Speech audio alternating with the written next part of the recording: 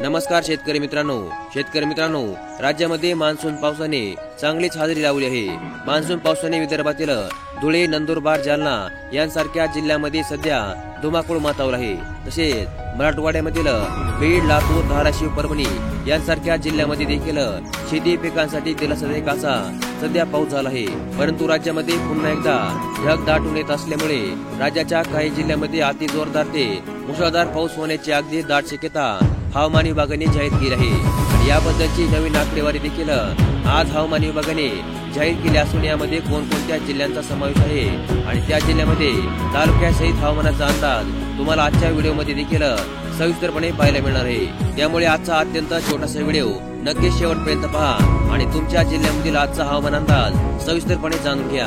तर मग चला व्हिडिओला सुरुवात करूया आणि जाणून घेऊया राज्यामधील आजचा हवामान अंदाज। तर मग शेतकरी मित्रांनो, पुणे, मुंबई, रत्नागिरी, लोणावळा, उत्तर महाराष्ट्र, धुळे आणि विदर्भातील काही भागांमध्ये पावसाने चांगला दणका दिला असून पुणे वेधशाळेने राज्यामध्ये आजही मुसळधार पावसाची अत्यंत दाट शक्यता जाहीर केली आहे।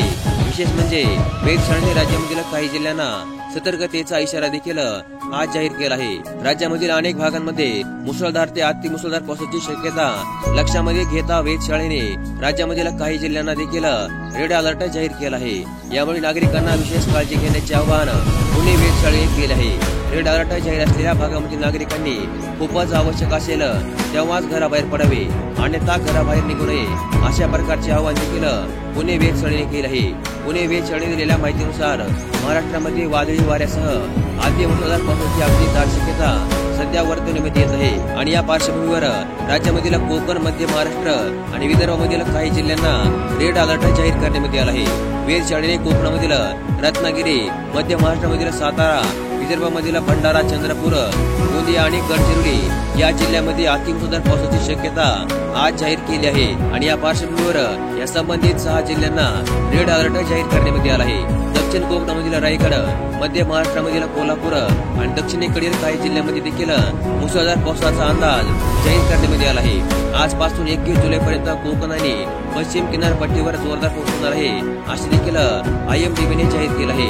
पुणे, मुंबई, ठाणे या भागाला ऑरेंज अलर्ट जाहीर करण्यात आला आहे आणि याशिवाय विदर्भातील काही जिल्ह्यांना देखील ऑरेंज अलर्ट आज जाहीर करण्यात आला आहे। अर्थातच विदर्भामध्ये राज्याच्या इतर भागांच्या तुलनेमध्ये पावसाचा जोर अधिक राहणार आहे। यामुळे गेल्या अनेक दिवसापासून मुसळधार पावसाच्या प्रतीक्षेमध्ये असणाऱ्या विदर्भातील जनतेला या पावसामुळे मोठा दिलासा मिळणार अशा प्रकारची आशा आहे।